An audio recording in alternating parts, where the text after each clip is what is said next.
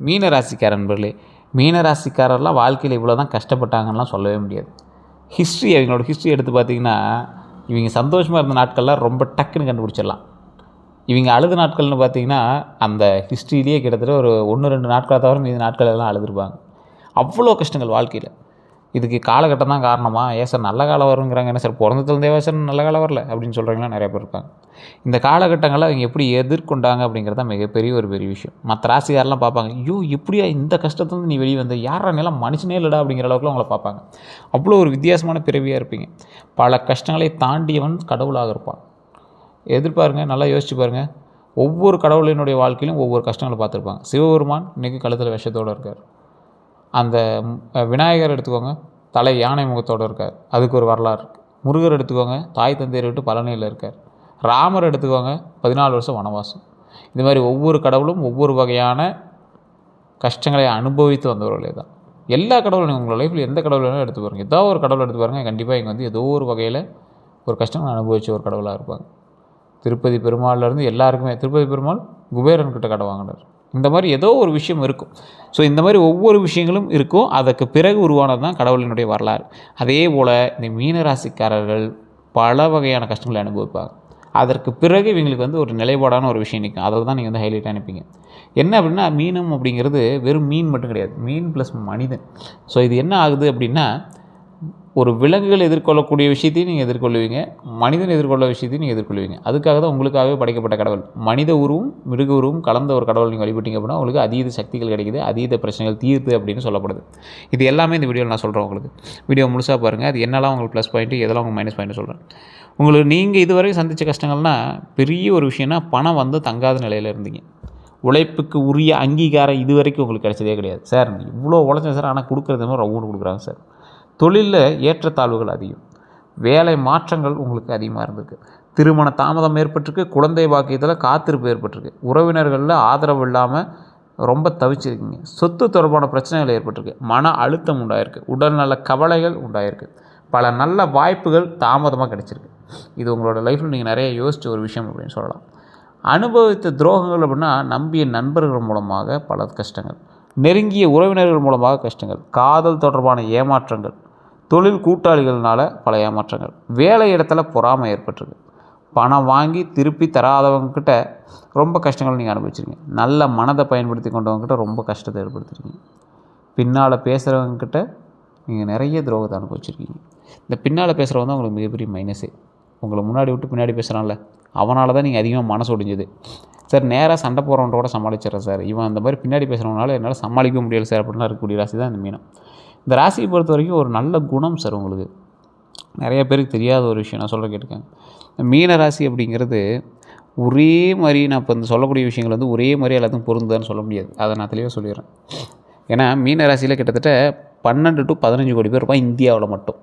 எல்லாத்துக்கும் இது பொருந்ததில்லை. இப்போ நான் சொல்கிறது ராசி பலன், உங்களுக்கு இருக்கிறது ஜாதக பலன். அப்புறம் சார் வீடியோ பார்க்க நான் ஸ்கிப் பண்ணிடுறேன் அப்படின்னா, ஃபஸ்ட்டு ஒன்று நம்ம தெரிஞ்சுக்கணும்.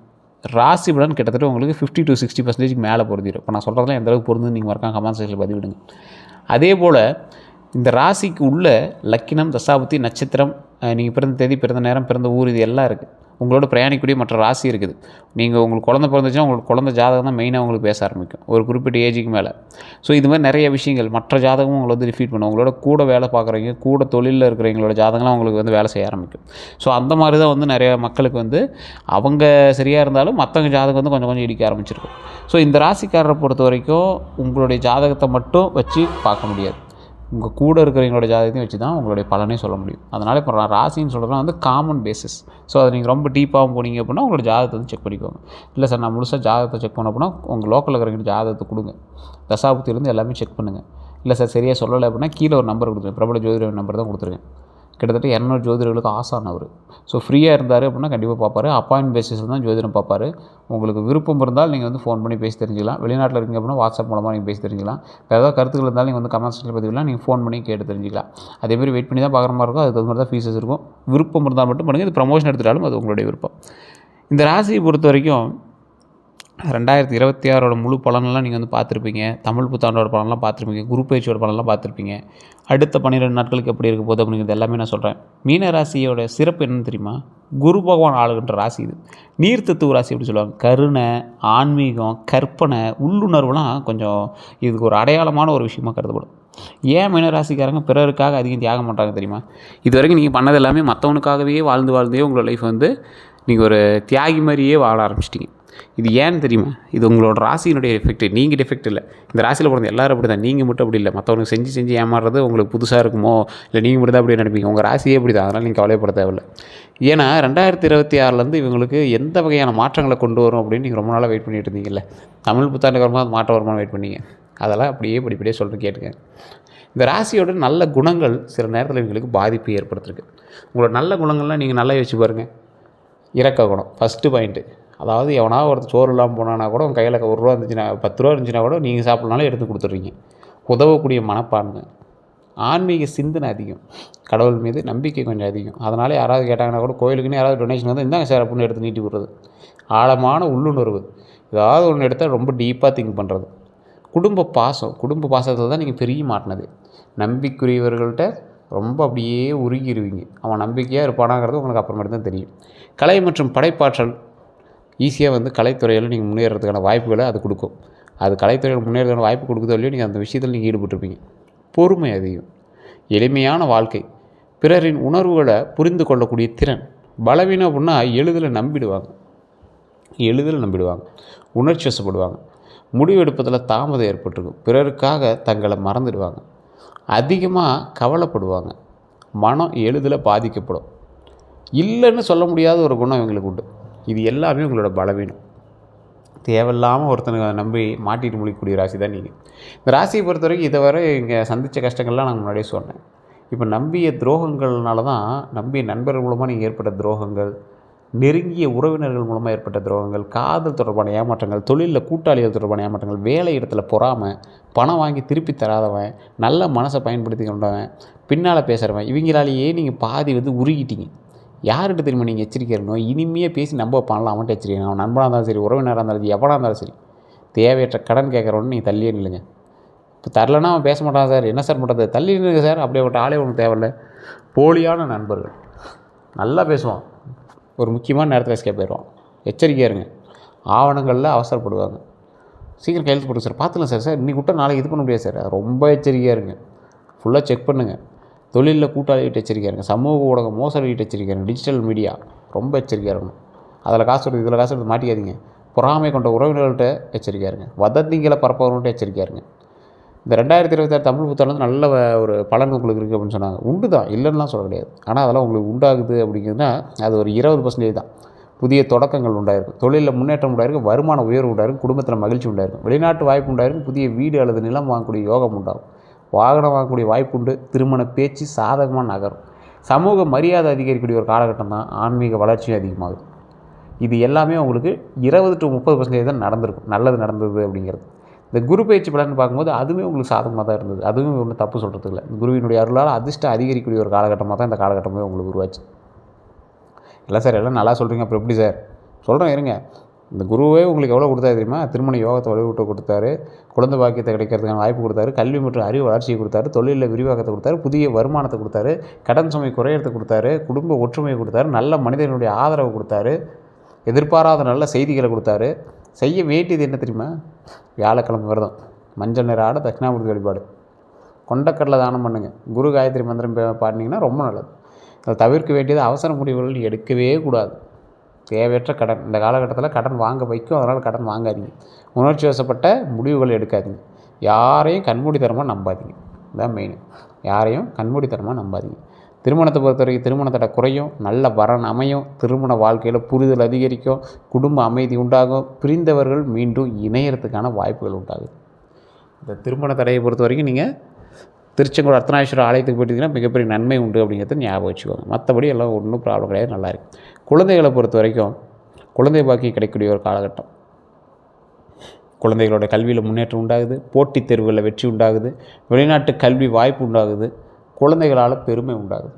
தொழிலை பொறுத்த வரைக்கும் புதிய வேலை வாய்ப்பு உண்டாகுது. வேலை வாய்ப்பு பொறுத்த வரைக்கும் இந்த ராசிகளுக்கு வேலை வாய்ப்பில் தான் ஒரு சின்ன சின்ன சிக்கல் இருக்குது. அதை மட்டும் நீங்கள் தனிப்பட்ட ஜாதகத்தை பார்த்து செக் பண்ணிக்கோங்க. நான் ஓப்பனாக சொல்கிறேன்.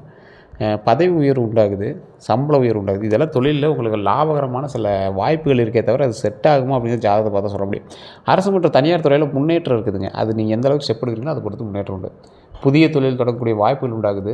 ஆனால் தொழில் தொடங்குறதுக்கு முன்னாடி முதலீடு மட்டும் கொஞ்சம் கம்மியாக போடுங்க, மாட்டிக்குவீங்க. பார்ட்னர் தொழிலாம் பண்ணலாமான்னு ஜாதகத்தை செக் பண்ணிட்டு பார்த்துக்கோங்க. வெளிநாட்டு வேலை உண்டாகுது. தொழிலில் கூட்டாமை விரிவடையும். தொழில் கூட்டாமைன்னா உங்களுடைய பார்ட்னர்ஷிப்ஸ் அதிகரிக்கும். அது பார்ட்னர்ஷிப்பை நம்பியே தொழில் பண்ணுறீங்க அப்படின்னா உங்களுக்கு ஓகே தான். இல்லை அப்படின்னா கூட்டாளிகள்கிட்ட ரொம்ப எச்சரிக்கையாக இருக்கணும் அப்படிங்கிறது மெயினான ஒன்று. பண வரவை பொறுத்த வரைக்கும் புதிய வருமானம், சேமிப்பு அதிகரிக்கக்கூடிய ஒரு காலகட்டம். கடன் குறையுதுங்க. முதலீட்டில் கவனமாக இருந்தால் லாபம் உண்டாகுது. எதிர்பாராத பண வரவு கிடைக்குது. வீடு மற்றும் சொத்து வாங்கக்கூடிய யோகம் இந்த காலகட்டத்தில் இருக்குதுங்க. வீடு வாங்கக்கூடிய யோகம் உண்டு. நிலம் வாங்குறதுக்கான வாய்ப்பு உண்டு. பழைய சொத்து பிரச்சனைகள் தீருங்க. வீடு கட்டும் திட்டம் முன்னேறும். குடும்ப சொத்து மூலமாக நன்மை உண்டாகுதுங்க. வண்டி வாகனத்தை பொறுத்த வரைக்கும் புதிய வாகனம் வாங்கக்கூடிய வாய்ப்பு உண்டாகுதுங்க. பழைய வாகனத்தை மாற்றக்கூடிய வாய்ப்பு உண்டாகுது. நீண்ட தூர பயணங்கள் மூலமாக நன்மைகள் நடக்குதுங்க. வாகன பராமரிப்பில் கவனம் தேவை. சாலை விதிகளை கடைப்பிடிக்கணும் அப்படிங்கிறத ஞாபகம் வச்சுக்கோங்க. அதே போல் உடல் நலத்தை பொறுத்த வரைக்கும் தூக்கமின்மை கொஞ்சம் இருக்கும். மன அழுத்தம் கொஞ்சம் இருக்கும். பாதம் மற்றும் மூட்டு வலி உண்டாகுதுங்க. செரிமான பிரச்சனைகள் மூலமாக சில பிரச்சனைகள் நடக்குது. உடல் பயிற்சியின் மூலமாக உடல் பயிற்சி கொஞ்சம் அவசியம் உங்களுக்கு. ஸோ இந்த காலகட்டம் உங்களுக்கு கண்டிப்பாக உடல் பயிற்சி முக்கியங்கிறது ஞாபகம் வச்சுக்கோங்க. இந்த யோகா பண்ணுறது, தியானம் பண்ணுறது, எக்ஸசைஸ் பண்ணுறது அதெல்லாம் கொஞ்சம் கரெக்டாக பண்ணிங்கன்னா நல்லாயிருக்கும். சீரான உணவு முறை இதுதான் உங்களுக்கு மெயின். வெளி உணர்வுகளை ரொம்ப தவிர்த்துக்கோங்க, அவாய்ட் பண்ணிக்கோங்க ஃபுல்லாகவே. அதே போல் அடுத்த 12 நாட்கள் பொறுத்த வரைக்கும் இது ஒரு குறுகிய கால பலன் அப்படின்னாலும் நான் கொஞ்சம் ஷார்ட்டாக சொல்கிறேன். நிறைய பேருக்கு செட் ஆகுமா அப்படின்னு கேட்டால் உங்களோட ஜாதகத்தின் பால் இது செட் ஆகும். ராசியின் பால் கிட்டத்தட்ட ஒரு 50 to 60% கண்டிப்பாக செட் ஆகும். தாமதமான ஒரு காரியம் முன்னேறுதுங்க. பிரச்சனைகள்லேருந்து இது வெளிவருதுங்க. குடும்பத்தில் நல்ல செய்தி கிடைக்கக்கூடிய ஒரு காலகட்டம். சிறிய பண வரவு ஏற்படலாம். பெரிய பண வரவு கிடைக்குமான்னு தெரியல, சிறிய பண வரவு கண்டிப்பாக உண்டு. வேலை தொடர்பான புதிய வாய்ப்பு வரலாங்க. நண்பர் ஒருவருடைய உதவி கிடைக்கும். ஆன்மீக ஈடுபாடு அதிகரிக்கக்கூடிய ஒரு காலகட்டம். பயண வாய்ப்பு உருவாகக்கூடிய ஒரு காலகட்டம். பழைய பிரச்சனைகள் தீர்வு காணக்கூடிய ஒரு வாய்ப்பு உண்டுங்க. தேவையற்ற வாக்குவாதத்தை தவிர்ப்பது ரொம்ப நல்லது. உடல் நலத்தில் கவனம் தேவை. புதிய திட்டத்தை தொடங்க நல்ல நேரம் உண்டாகுது. தன்னம்பிக்கையோடு செயல்பட்டால் முன்னேற்றம் காணலாங்க. ஸோ இந்த காலகட்டம் உங்களுக்கு அற்புதமான காலகட்டம் தான். அது எப்படி நீங்கள் பயன்படுத்துறீங்க அப்படிங்கிறத பொறுத்தா இருக்குது. இந்த அடுத்த 12 நாட்களும் உங்களுக்கு லாபகரமான சில விஷயத்தையும் கொடுக்குது. தடைகளுக்கு தாமதத்துக்கும் காரணம் என்ன நீங்கள் இது வரைக்கும் வச்சுருக்கீங்களா? உங்களோட எது எடுத்தாலும் தடையாகுது, தாமதமாகுது இல்லை, என்ன காரணம் வச்சுருக்கீங்களா? அதிகமாக உணர்ச்சி வசப்படுறது. பார்த்தலாம் இன்றைக்கி பண்ணிடலாம் பார்த்தா பொறுமையாக நிதானமாக செலக்ட் பண்ணி என்ன ஏதுன்னு பார்த்து பண்ணலாம். ஏன் அவசரம்? அதே போல் முடிவெடுப்பதில் தாமதம் ஏற்படுது. பிறரை குறைவாக, அதாவது ஒருத்தர் நீங்கள் குறைவாக எடை போட்டுறாதீங்க. அதே பெரிய ஒரு மிகப்பெரிய விஷயம். பிறரை அதிகமாக நம்புறதையும் நிறுத்திக்கங்க. தேவையில்லாமல் அதிகமாக நம்பாதீங்க. திட்டமிடல் உங்கள்கிட்ட கொஞ்சம் குறைவுங்க. தேவையற்ற செலவுகளை கொஞ்சம் குறைங்க. நேர மேலாண்மை இல்லாமல் இருக்கிறது தான் உங்களுக்கு ஒரு பெரிய மைனஸு. சில நேரங்களில் தன்னம்பிக்கை குறைவு உங்கள்கிட்ட. அந்த தன்னம்பிக்கையை மட்டும் கொஞ்சம் சரி பண்ணிங்க அப்படின்னா மிகப்பெரிய நன்மை உண்டு. சூழ்நிலைகளை தவறாக மதிப்பிடாதீங்க. அதனால தான் நீங்கள் மிகப்பெரிய லாக்கில் மாட்டுறீங்க. இந்த செய்வினை, கந்திஷ்டி இதன் மூலமாக பாரம்பரிய நம்பிக்கைகள் எப்படி செய்வினை, கந்திஷ்டி இதெல்லாம் ஒரு கருத்து இல்லை அப்படிங்கிற ஒரு இடம்லாம் இருக்குதுங்க. அது உங்களுக்கு எந்த அளவுக்கு இருக்குன்னு செக் பண்ணிக்கோங்க. திடீர் பதட்டமோ இல்லை திடீர்னு ஏதாவது உங்களுக்கு வேலையில் ஏதாவது சோர்வோ இல்லை திடீர் தடைகள் மாதிரி ஏதாவது ஏற்பட்டுச்சு அப்படின்னா அதுக்கான வாய்ப்புகள் ரொம்ப அதிகம். ஸோ உங்களுக்கு அது மேலே நம்பிக்கை இருந்தால் குலதெய்வ வழிபாடு பண்ணுங்கள். அதே போல் அதுக்கான பரிகாரம் சொல்கிறேன், நோட் பண்ணிக்கோங்க. வியாழக்கிழமை குரு வழிபாடு பண்ணுங்கள். விநாயகர் வழிபாடு பண்ணுங்கள். சிவன் மற்றும் தட்சிணாமூர்த்தி வழிபாடு பண்ணுங்கள். தரிசனம் பண்ணுங்கள், ரொம்ப நல்லது. நவகிரக வழிபாடு பண்ணுங்கள். அதை விட ரொம்ப அற்புதமான ஒரு இது. சிவன் மற்றும் தட்சிணாமூர்த்தி வழிபாடு பண்ணிங்கன்னா தடைகளை நிவர்த்தி பண்ணும். அதே போல் நவகிரக வழிபாடு பண்ணிங்கன்னா காலங்கத்துக்கு ஏற்ற மாதிரி உங்களுக்கு நல்ல ஒரு வழிகளை காட்டும். அன்னதானம் பண்ணுங்கள். உங்களுடைய பாவங்களை நிவர்த்தி பண்ணி கொடுக்கும். மஞ்சள் நிற ஆடை தானம் ரொம்ப நல்லதுங்க. அதே போல் ஏழைகளுக்கு உதவி பண்ணுங்கள். குரு மந்திர ஜபம் பண்ணுங்கள். வீட்டில் தீபம் ஏற்றுறது ரொம்ப நல்லது. தியானம் மற்றும் நற்செயல்கள் ரொம்ப நல்லதுங்க. இந்த காலகட்டம் ஒரு அற்புதமான காலகட்டம். இந்த 2026 நீங்கள் செய்ய வேண்டியது அப்படின்னு முன்னாடியே நீங்கள் நோட் பண்ணியிருக்க வேண்டிய சில விஷயத்தை நான் சொல்கிறேன், நோட் பண்ணிக்கோங்க. தினமும் பிரார்த்தனை பண்ணுறது, புதிய திறன்களை கற்றுக்கொள்வது, சேமிப்பு அதிகரிக்கிறது, குடும்பத்துடன் நேரம் செலவிடுறது, தான தர்மம் செய்கிறது ரொம்ப நல்லது. உடல் நலத்தை கவனிக்கிறது ரொம்ப ரொம்ப ரொம்ப நல்லது. தேவையற்ற செலவுகளை குறைக்கணும். ஆன்மீக வளர்ச்சியில் ஈடுபடுறது ரொம்ப நல்லதுங்க. யோசித்து முடிவெடுக்கிறது ரொம்ப நல்லது. நேரத்தை சரியாக பயன்படுத்துங்க. இந்த தவிர்க்க வேண்டியவை அப்படின்னா தேவையற்ற கடனை தவிர்த்துக்கோங்க. அவசர முதலீடுகளை தவிர்த்துக்கோங்க. உணர்ச்சி வசப்பட்ட முடிவுகளை தவிர்த்துக்கோங்க. நண்பர்கள்கிட்ட கண்மூடித்தனமாக நம்பிக்கை வைக்காதீங்க. ரொம்ப எச்சரிக்கையாக இருங்க. ஆவணங்களை படிக்காமல் கையெழுத்திடுறதுல ரொம்ப எச்சரிக்கையாக இருங்க. உடல் நலத்தை அலட்சியம் செய்யாதீங்க. தேவையற்ற வாக்குவாதத்தை தவிர்த்துக்கோங்க. தேவையற்ற வாக்குவாதம் இந்த காலகட்டத்தில் தேவையில்லை. கொஞ்சம் நிதானமாக பொறுமையாக செயல்பட்டால் நம்பிக்கையும் நன்மையும் உண்டு அப்படிங்கிறது ஞாபகம் வச்சுக்கோங்க. நான் சொன்னது நல்லா ஞாபகம் வச்சுக்கோங்க. இந்த செய்ய வேண்டியவைன்னு சொன்னல, தினமும் பிரார்த்தனை. என்ன சார் பிரார்த்தனை பண்ணுறது, யார்கிட்ட சார் பிரார்த்தனை பண்ணுறது அப்படின்னா, உங்களோட குலதெய்வத்தை முடிஞ்சால் வழிபடுங்க. போயிட்டு வந்தீங்க அப்படின்னா ரொம்ப நல்லது தான். இந்த ஒரு 12 நாட்கள் அதை ஸ்டார்ட் பண்ணிங்க அப்படின்னா ரொம்ப நல்லது. அதற்கு பிறகு இது வந்து உங்களுக்கு நல்ல ஒரு பாசிட்டிவான வைபை தான் கொடுக்கும். புதிய திறன்களை கற்றுக்காங்க. அந்த திறன்கள் மூலமாக தான் இனிமேல் உங்களுக்கு வருமானம் அதிகரிக்குங்கிறது ஞாபகம் வச்சுக்கோங்க. சேமிப்பு அதிகரிக்கக்கூடிய ஒரு காலகட்டம். குடும்பத்தோடு நேரம் செலவிடுறதுனால பல நன்மைகள் உண்டாகுது. தான தர்மம் செய்கிறதுனால மிகப்பெரிய நன்மைகள் உண்டாகுது. உடல் நலத்தை கவனிக்கணும். ஃபஸ்ட்டு இந்த ராசிக்காரர்கள் தான் உடல் நலத்தை ரொம்ப கவனமாக பார்த்துக்கோங்க, எச்சரிக்கையாக பார்த்துக்கணும். சின்ன விஷயத்தை கூட விட்றாதீங்க. லைட்டாக தான் பண்ணிச்சா கூட டாக்டர் செக் பண்ணிக்கோங்க. தேவையற்ற செலவுகளை குறைச்சிக்கோங்க. ஆன்மீக வளர்ச்சியை ஈடுபடுத்துங்க. யோசித்து முடிவெடுக்கிறது ரொம்ப கவனமாக இருங்க. நேரத்தை சரியாக பயன்படுத்துங்க. தவிர்க்க வேண்டிய விஷயம் நான் முன்னாடி சொன்னதான், தேவையற்ற அதீத கடன்லாம் வாங்காதீங்க. அவசர முதலீடுகள்லாம் கொஞ்சம் எச்சரிக்கையாக இருங்க. உணர்ச்சி வசப்பட்டு முடிவுகள் எடுக்காதீங்க. நண்பர்கள்கிட்ட கண்மூடித்தனமான நம்பிக்கை வைக்காதீங்க. ஆவணங்களை படிக்காமல் எப்பயுமே கையெழுத்து போட்டுறாதீங்க. உடல் நலத்தை அலட்சியம் செய்யாதீங்க. அதே போல் தேவையற்ற வாக்குவாதத்துலேருந்து தவிர்த்துக்கோங்க. யாராவது சண்டை கூப்பிட்டாங்களா கூட போகாதீங்க. தேவையில்லாமல் இனிமேல் உங்களை சண்டைக்கு இழுத்து உங்களை வந்து பிரச்சனைகள் மாட்டி விட்டு தான் பார்ப்பாங்க. ஸோ அதனால் அந்த விஷயத்தில் கவனமாக இருங்க.